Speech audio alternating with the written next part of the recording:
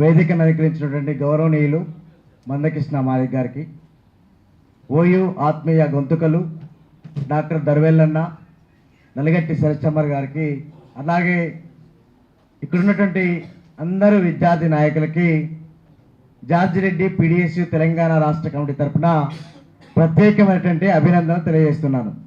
ముందుగా నిర్వాహకులు క్షమించాలి, వాస్తవానికి మార్నింగ్ 11కి రావాల్సి ఉండే నేను, కాకపోతే జార్జి రెడ్డి జయంతిలో భాగంగా ఫిట్నెస్ అండ్ కల్చరల్ వీక్ నిర్వహిస్తున్నాం, దానిలో భాగంగా లేట్ అవుతుంది కాబట్టి ఈ విషయాన్ని గుర్తుంచుకోవాలి.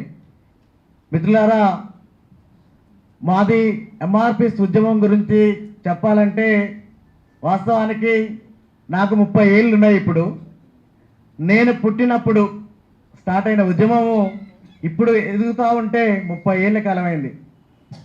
మాకు మా బాల్యం మొత్తం కూడా జెండాలు, ఎజెండాలు, రాజకీయ పార్టీలు ఏమీ తెలియవు. మాకు కేవలము మా రాజకీయ పార్టీ ఏమన్నా కానీ మా బాల్యం మొత్తం కూడా మా తల్లిదండ్రులు నేర్పింది మన జెండా కావచ్చు, ఎజెండా కావచ్చు, రాజకీయ పార్టీ ఏదైనా కావచ్చు, కానీ అది కేవలం ఎంఆర్పిఎస్ మాత్రమే అని చెప్పేసి మా బాల్యం నుండి కూడా మేము నేర్చుకున్నాం. మేము ఇప్పుడు కొంచెం పెరిగి పెద్దయి ఎకడమిక్స్ వైపు వచ్చినా కానీ, వివిధ ఐడియాలజీతో ఒకవైపు ఉన్నా కానీ, ఎప్పుడైనా సరే ఎంఆర్పిఎస్ ఉద్యమానికి అండదండలుగా పీడిఎస్యు ఎప్పుడు మొదలైందో ఉద్యమం అప్పటి నుంచి ఇప్పటిదాకా నిత్యము కలిసే ఉన్నది.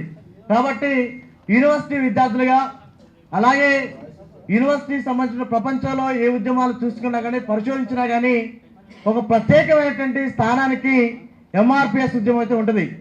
కానీ ఒక కులం పేరు మీద నిర్మించబడిన సంఘము కేవలము కులానికి మాత్రమే అంకితం కాకుండా ఈ మొత్తం కూడా సబ్బండ కులాలకు సంబంధించినటువంటి సమస్యల పైన మొత్తం కూడా కొట్లాడినటువంటి ఏదైనా కుల సంఘం ఏదైనా ఉన్నదంటే కేవలం ఎంఆర్పిఎస్ మాత్రమే ఉన్నది తప్ప ఈ ప్రపంచ చరిత్రలో ఎక్కడ లేదు.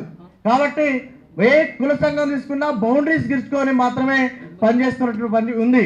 కానీ 30 ఏళ్ల పాటు ఎన్ని అవరోధాలు వచ్చినా, ఎన్ని అడ్డంకులు వచ్చినా, ఎన్ని అవమానాలు జరిగినా కన్నీటితో ఈదిన ఉద్యమం కానీ, అనేక మంది అమరులైనా కానీ అనుకున్న లక్ష్యాన్ని ఛేదించడం కోసం తప్పనిసరిగా ఎంచుకున్న మార్గం నీతి మార్గం అయింది కాబట్టి, ఎంచుకున్న మార్గం ధర్మం గలదు కాబట్టి, ఎంచుకున్న మార్గం న్యాయం గలదు కాబట్టి ఇంత మట్టుకు కూడా ఇంకా నడుస్తూనే ఉంది.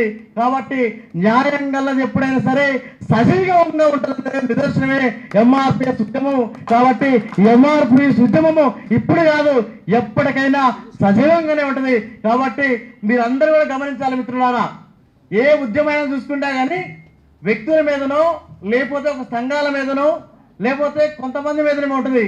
కానీ ఎంఆర్పిఎస్ ఉద్యమము వ్యవస్థ మీద కొట్లాడింది, ఎంఆర్పిఎస్ ఉద్యమము పాలకుల మీద కొట్లాడింది.